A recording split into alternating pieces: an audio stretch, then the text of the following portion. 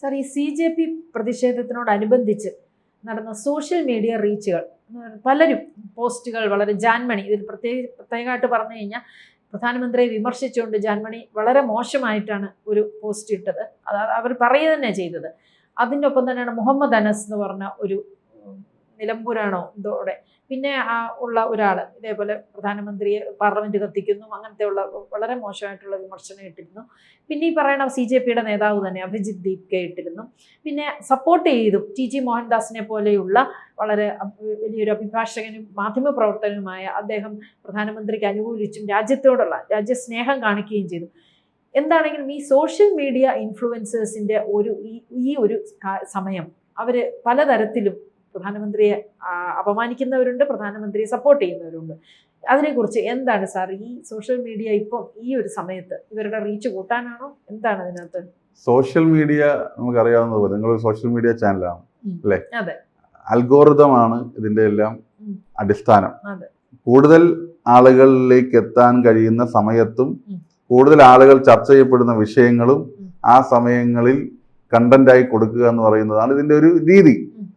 അതാണ് അതിന്റെ ഒരു എന്താ മോണിറ്റൈസ് ചെയ്യണമെങ്കിൽ അതിൽ സാമ്പത്തികം ഉണ്ടാവണമെങ്കിലും അതൊക്കെ അതാണ് രീതി. ഞാൻ പറഞ്ഞത് അതിന്റെ ഒരു സാങ്കേതിക വശം പറഞ്ഞതാണ്. ഇപ്പൊ രാജ്യത്ത് ഈ പറയുന്ന സോഷ്യൽ മീഡിയ ഇൻഫ്ലുവൻസർമാരുടെ പ്രതികരണം, നിങ്ങൾ ഈ പറഞ്ഞ പേരുകൾ ആവർത്തിക്കുന്നില്ല, ഇതൊക്കെ ആത്മാർത്ഥമാണെന്ന് ഏതെങ്കിലും മനുഷ്യൻ വിശ്വസിക്കുന്നുണ്ടോ? ഇല്ല. അവരുടെ ഇതൊരു കണ്ടന്റ് ക്രിയേഷൻ ആണ്. സോഷ്യൽ മീഡിയയിൽ ഇത്തരത്തിലുള്ള ആളുകൾ ചെയ്യുന്നത് കണ്ടന്റ് ക്രിയേഷൻ ആണ്.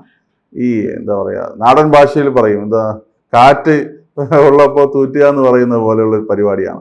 എന്ന് പറഞ്ഞാൽ ഇപ്പോ പ്രധാനമന്ത്രിക്കെതിരെ പറഞ്ഞാൽ, സർക്കാരിനെതിരെ പറഞ്ഞാൽ കുറച്ച് കൈയടി കിട്ടും എന്ന് തോന്നലിൽ നിന്ന് അതിനൊരു കണ്ടന്റാക്കി മാറ്റി രണ്ട് ചീത്ത കൂടുതൽ പറഞ്ഞേക്കാം എന്നുള്ളതൊരു മാനസികമായിട്ടുള്ള ഒരു തയ്യാറെടുപ്പിൽ നടത്തുന്ന കണ്ടന്റ് ക്രിയേഷൻ മാത്രമാണ്. പിന്നെ ഇതിനെല്ലാം വിമർശനങ്ങളിൽ കഴമ്പുണ്ടെങ്കിൽ അത് സ്വീകരിക്കുന്നതിൽ എന്താ തെറ്റ്? രാഷ്ട്രീയ പാർട്ടി എന്ന രീതിയിലും രാഷ്ട്രീയ പാർട്ടി നയിക്കുന്ന സർക്കാർ എന്ന രീതിയിലും വിമർശനങ്ങളെ യുക്തിപൂർണമായി അതിന്റെ മെറിറ്റിനെ പരിശോധിച്ച് അതിൽ തെറ്റുണ്ടെങ്കിൽ തിരുത്താൻ ഒരു മടിയുമില്ലാത്തൊരു സർക്കാരാണ്. നിങ്ങൾ ഈ പറയുന്ന നീറ്റും ഈ കുറച്ച് കഥകളും അല്ലാതെ ഈ സർക്കാർ 12 കൊല്ലമായി രാജ്യം ഭരിക്കുന്നുണ്ട്.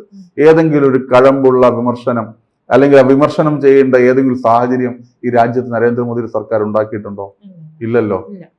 പിന്നെ ഈ പറയുന്ന കണ്ടന്റ് ക്രിയേറ്റേഴ്സിന്റെ അവരുടെ വയറ്റിപ്പിഴപ്പ് എന്ന് മാത്രമേ ഇതിനെയൊക്കെ പറയാൻ വേണ്ടി കഴിയുള്ളൂ.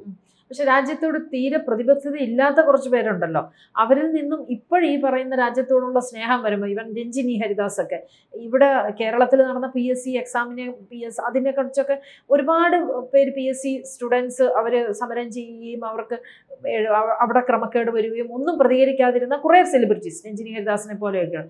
പക്ഷെ ഇപ്പോഴീ നീറ്റ് ക്രമക്കേടെന്ന് പറഞ്ഞ് പെട്ടെന്ന് കയറി പ്രതികരിക്കുകയും ഒക്കെ ചെയ്യുന്നത് അത് ജനശ്രദ്ധ പിടിച്ചു പറ്റാൻ തന്നെ അല്ലേ? ഇപ്പോ രാജ്യത്ത് കുട്ടികൾക്കിടയിൽ വലിയൊരു കുപ്രചരണം ഈ പറയുന്ന സംഘങ്ങൾ, ഇൻഫ്ലുവൻസ് അല്ല, ഞാൻ ഈ പറഞ്ഞ എന്താ പറയാ രാജ്യവിരുദ്ധ ദേശവിരുദ്ധ സംവിധാനങ്ങൾ നടത്തിക്കൊണ്ടിരിക്കുകയാണ്. അവർ സോഷ്യൽ മീഡിയ അതിന്റെ ഒരു മാധ്യമമായി ഉപാധിയായി ഉപയോഗിക്കുകയാണ്. അപ്പോൾ അതിന്റെ ഒരു ട്രെൻഡ് ഇവർ സെറ്റ് ചെയ്ത് വന്നത് എന്താണ്, സർക്കാർ കുഴപ്പമാണ്, പ്രധാനമന്ത്രി കുഴപ്പമാണ് എന്നൊരു ട്രെൻഡ് അവർ അങ്ങ് ക്രിയേറ്റ് ചെയ്തുകൊണ്ട് വന്നു. അപ്പോ ഈ പറഞ്ഞ സെലിബ്രിറ്റികൾക്ക് എന്താ വേണ്ടത്? ഫോളോവേഴ്സിനെയാണ്. ഇവരെ പിന്തുടരുന്ന ആളുകളുടെ എണ്ണം കൂട്ടുക എന്നതിനപ്പുറം ഇവരിടുന്ന കണ്ടന്റുകൾക്ക് മില്യൺ ലൈക്കും ഷെയറും വ്യൂസും ഉണ്ടാവുക, അതുവഴി സാമ്പത്തികം ലഭിക്കുക, അവരുടെ സിനിമ, അവരുടെ കാര്യങ്ങൾ, അവരുടെ ഷോകൾ, അതിന്റെ പ്രൊമോഷൻ എന്നല്ലാതെ വേറെ കാര്യങ്ങളൊന്നുമില്ല. അപ്പൊ ഇവരുദ്ദേശിച്ചത് പുതിയ കുറെ ചെറുപ്പക്കാരാണ് ഈ പറയുന്ന ട്രെൻഡിന്റെ പുറകെ പോയത്. അപ്പൊ അവരെ തങ്ങളുടെ സോഷ്യൽ മീഡിയ ഹാൻഡിലുകളിലേക്ക് ഫോളോവേഴ്സായി എത്തിക്കുക എന്ന് പറയുന്ന ഒരു പാഴ്ശ്രമമാണ് ഇവർ നടത്തിയത്. അപ്പൊ ഈ പറയുന്ന ആളുകൾ ഇപ്പോ വലിയ സമരം നടന്നു, ഡൽഹിയിൽ നടന്നു. അപ്പൊ അത് കഴിഞ്ഞു, അവര് പറഞ്ഞ ആവശ്യങ്ങളെല്ലാം അംഗീകരിച്ചു. ഇവിടെ PSC വിഷയവുമായി ബന്ധപ്പെട്ട് താങ്കൾ സൂചിപ്പിച്ചതുപോലെ ഇതേ സെക്രട്ടറിന്റെ മുമ്പിൽ നിരയായി PSC റാങ്ക് ഹോൾഡർ സമരം നടത്തുകയാണ്. ഞാൻ യുവമോർച്ചയുടെ സംസ്ഥാന ജനറൽ സെക്രട്ടറിയാണ്. കഴിഞ്ഞ 2 മാസമായിട്ട് നിരന്തരമായ സമരത്തിലാണ് യുവമോർച്ച. ആർക്ക് വേണ്ടിയാ? ഈ ആരും തിരിഞ്ഞു നോക്കാനില്ലാത്ത ഈ റാങ്ക് ഹോൾഡേഴ്സിന് വേണ്ടിയാണ്. ഏറ്റവും ഒടുവിൽ ഈ പറയുന്ന CPMന്റെ DYFIയുടെ നേതാവ് റഹീമിന്റെ നേതൃത്വത്തിൽ ഈ സമരങ്ങളെല്ലാം കഴിഞ്ഞ നിയമസഭാ തിരഞ്ഞെടുപ്പിന് മുമ്പ് പിരിച്ചുവിട്ടതാണ്. എങ്ങനെയെന്നറിയാമോ? ഞങ്ങളെല്ലാം നോക്കിക്കോളാം, ഞങ്ങളുടെ സർക്കാരുണ്ട്, ഞങ്ങൾ സർക്കാർ വീണ്ടും അധികാരത്തിലേക്ക് വരും, നിങ്ങളിപ്പോൾ ഈ നാരങ്ങ വെള്ളം കുടിച്ച് ഈ സമരം അവസാനിപ്പിച്ച് പോകണമെന്ന് പറഞ്ഞ് അവരെ വഞ്ചിച്ചവരാണ് ഈ പറയുന്ന കീർവാണം നടത്തി വലിയ കൊട്ടിഘോഷങ്ങൾ നടത്തുന്നത്. ഇന്ന് ആരുമില്ലല്ലോ അവിടെ. കേരളം ഭരിക്കുന്നത് UDF അല്ലേ? യൂത്ത് കോൺഗ്രസ്സുകാർ നമ്മൾ കണ്ടില്ല. കേരളം ഭരിച്ചുകൊണ്ടിരുന്ന ഇവർ സമരം ചെയ്യാൻ കാരണമായ എല്ലാ കാര്യങ്ങളും കഴിഞ്ഞ 10 വർഷം ചെയ്ത് SFIക്കാരും DYFIക്കാർക്കും മൊബൈൽ ഫോണിലും വാട്സാപ്പിലും കൂടെ ചോദ്യപേപ്പറും ഉത്തരക്കടലാസും നേരത്തെ കൊടുത്ത് പരീക്ഷ ചെയ്യിപ്പിച്ച് 1, 2 റാങ്ക് നേടിക്കൊടുത്ത റഹീമിന്റെ പാർട്ടി DYFI അവർ തിരിഞ്ഞു നോക്കുന്നില്ല. അപ്പൊ അവിടെ ഈ സെലിബ്രിറ്റികളെ നമ്മൾ കണ്ടില്ലല്ലോ. അവിടെ ഈ സെലിബ്രിറ്റികളെയും കണ്ടില്ല, രാഷ്ട്രീയക്കാരും ഇല്ല, സെലിബ്രിറ്റികളും ഇല്ല. ആകെ അവിടെ ഉള്ളത് ഞങ്ങൾ യുവമോർച്ചക്കാരും BJPയുടെ സംസ്ഥാന അധ്യക്ഷനും BJPയുടെ സംസ്ഥാന നേതാക്കന്മാരും വന്ന് എല്ലാ ദിവസവും അവരുടെ ഒപ്പം ഇരിക്കുന്നുണ്ട്. ഇന്നലെ ശോഭ ചേച്ചി വന്നു, അതിന് തൊട്ട് മുമ്പത്തെ ദിവസം സംസ്ഥാന അധ്യക്ഷൻ രാജീവ് ഏട്ടൻ വന്നു, ഇന്നലെ കൃഷ്ണദാസ് ജി വന്നു, PK കൃഷ്ണദാസ് ഏട്ടൻ വന്നു. അങ്ങനെ നമ്മളെല്ലാവരും അതിന്റെ ഭാഗമായി നിൽക്കുന്നുണ്ട്, ചർച്ചകൾ നടത്തുന്നുണ്ട്, മന്ത്രിമാരെ കാണുന്നുണ്ട്. പക്ഷെ ഇവിടെ ഒന്നും സെലിബ്രിറ്റികളെ കണ്ട്. കാരണം എന്താ? അതൊരു വാർത്തയല്ല. PSCക്കാരന്റെ സമരം ഒരു വാർത്തയല്ല.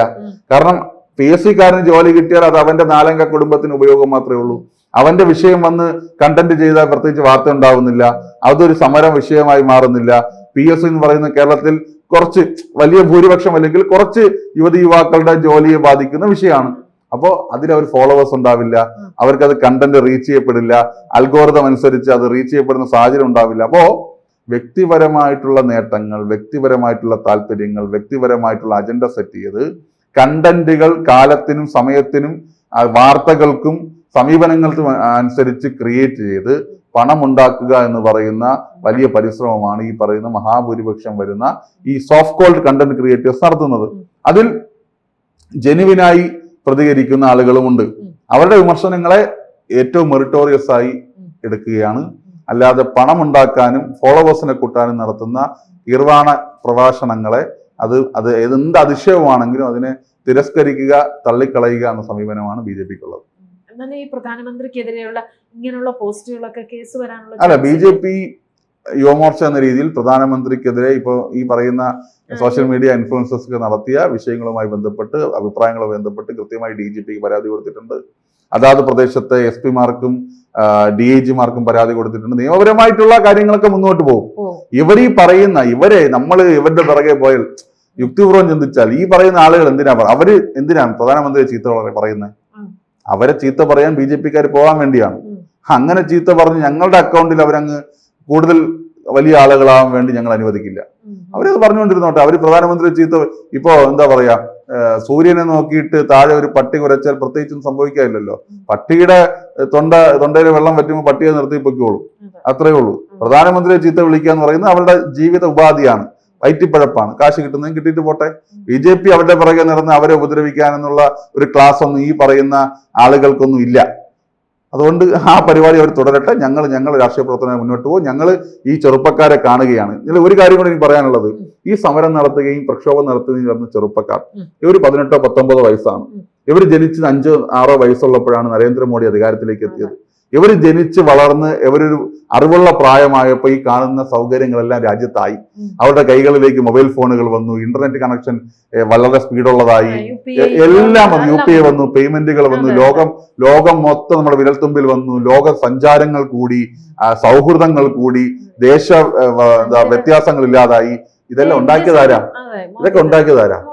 നരേന്ദ്രമോദിയാണ്, BJP-യാണ്, ഈ സർക്കാരാണ്. ഇത് ഈ കുട്ടികൾക്ക് അറിയില്ല. അത് അറിയിക്കുന്നതിൽ ഞങ്ങൾക്കൊരു പിശക് വന്നിട്ടുണ്ട്.